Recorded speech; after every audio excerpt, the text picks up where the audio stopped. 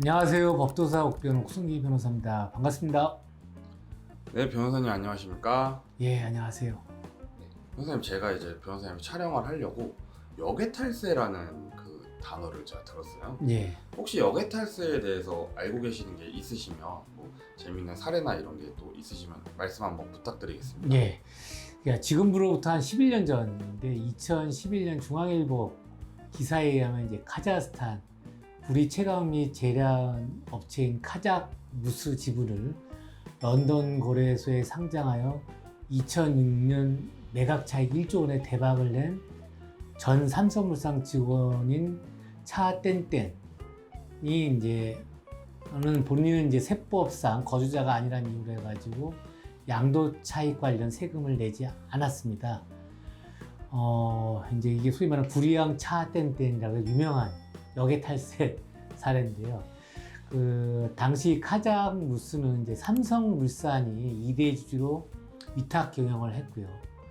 그 차땡땡은 그 1998년 카자흐무스 사업부장을 맡은 뒤 2003년에 이제 그만두고 이 삼성 S땡땡은 2004년 이 지분을 카자흐무스가 지목한 페리 파트너스라는 투자 업체에 팔고 그 사업을 철수합니다.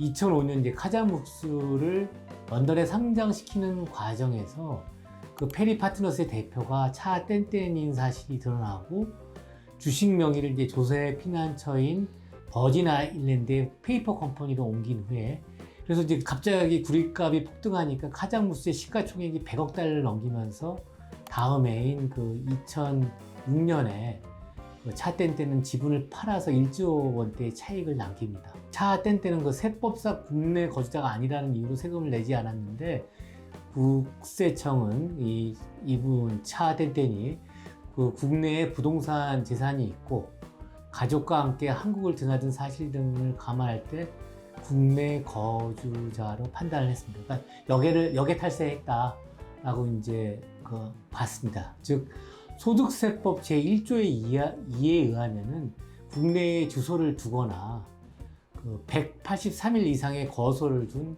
개인은 거주자로 봅니다. 그러니까 세법상의 거주자로 보고 차땡땡은 직업상 국내 거주가 필요한 직업이 있고 또 한국 내 생계를 같이 하는 가족이 있거나 직업 및 자산 상태로 보았을 때 183일 이상 국내 거주한 것으로 판단했던 것입니다. 당시 그 차땡땡은 말레이시아 라하부안에 세운 여러 개의 SPC 특수 목적 회사를 얘기하는데 그 SPC를 두고 있었고 부동산 펀드 등을 통해서 서울과 제주도 일대에 수천억 대의 부동산을 투자하고 또 그 헤지 펀드 등을 통해서 2007년부터 국내 중소형 기업에 그 코스닥이겠죠 주로 신주 인수권부 사채 내지 전환 사채에 투자를 했습니다. 한편 그 차땡땡은 카자흐스탄 고려인 3세 블라디미르 김이 차 씨가 보유했던 그 실제 지분 소유주라고 소명을 하였고 또 그 블라디미르 김도 자신의 지분 소유자라는 사실을 정부에 전달하는 등 해서 국세청은 차 씨가 보유한 카자흐무스 지분이 그 당시에 15%였는데 차 씨 목에 해당하는 그 부분만 해서 1,600억을 추징을 하면서 검찰청에도 고발하지 않았습니다. 그 과세전 적부심사 제도가 있습니다. 과세하기 전에 이제 그게 적당한지 만지 그 판단하는 과세전 적부심사가 있는데 그 구리양 차땡땡이 이제 억울하다라고 적부심사 신청을 해가지고 약 1년에 1개월 정도에 거주한 것에 불과하다는 등의 이유로 해가지고 역외탈세도 인정되지 아니한 사례가 있습니다. 제가 옛날에 봤던 것 중에 하나가 해외 직구 했을 때 그 중고거를 팔면 안 된다라는 얘기가 있었는데 요번에 바뀌었다는 얘기를 들었어요. 그거 관련해서 좀 말씀해 주시면 좋을 것 같습니다. 그 이른바 해외 직구로 저렴하게 구매한 물건 구매 금액이 보통 150달러인 경우에는까지는 관세를 면제하고 있고 또 하여튼 개인용품으로 해가지고 관세를 면제해서 이제 들어오는 경우가 있습니다.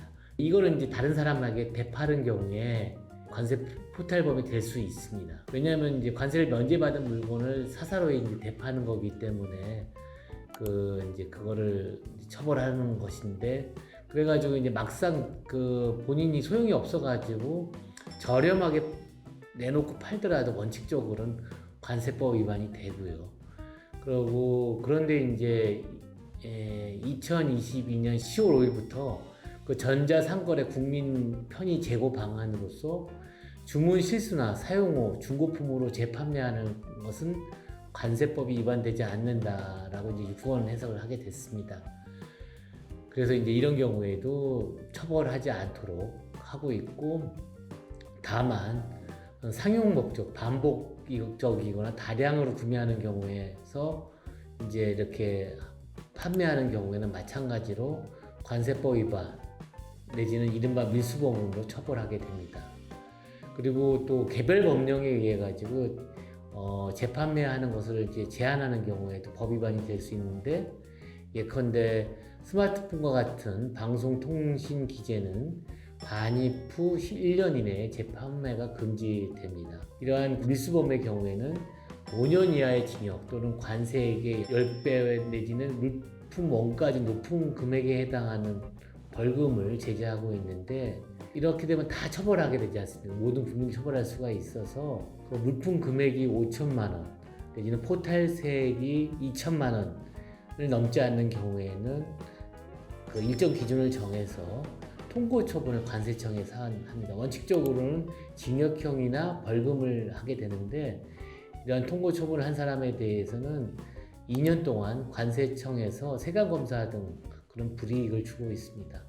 예를 들어서 이제 물품 원가가 한 3천만 원짜리 롤렉스 시계인 경우에는 그 물품 원가의 30% 정도 해서 900만 원 통고 처분을 하고, 이제 그런 경우에는 몰수를 하는 경우, 왜냐하면 시계가 있는 경우에는 그 시계를 몰수하고 그 시계를 처분한 경우에는 추징 금액에 상당한 통고 처분을 하게 됩니다. 설명 감사합니다. 저는 옛날에 그 중고거래 안 된다라는 얘기 맞습니다. 들어가지고 예. 중고거래 하면 뭐 밀수범 될 수도 있다고 이런 얘기 들었었는데, 22년 10월 5일부로 이제 또 이게 바뀌었다고 하니까, 예. 물론 제한 금액도 있고 제한 목적도 사용 목적에 따른 것도 있지만 따끈따끈한 소식을 이렇게 또 바로 또 가져다 주셔서 사람들에게 도움이 될 만한 정보인 것 같고, 또 이제 관련해서 이제 밀수 또는 이제 관세에 관한 것도 또 간략하게 설명을 해주셔서 이 영상을 보시는 시청자분들이 이제 뭐 해외 여행을 갔다 온다던가 했을 때 이제 관세를 좀 넘기지 않고 물건을 잘 사올 수 있는 좀 영상이 될 것 같습니다. 네, 변호사님 오늘도 좋은 답변 감사합니다. 예, 감사합니다. 법도사 옥변 옥순 변호사였습니다.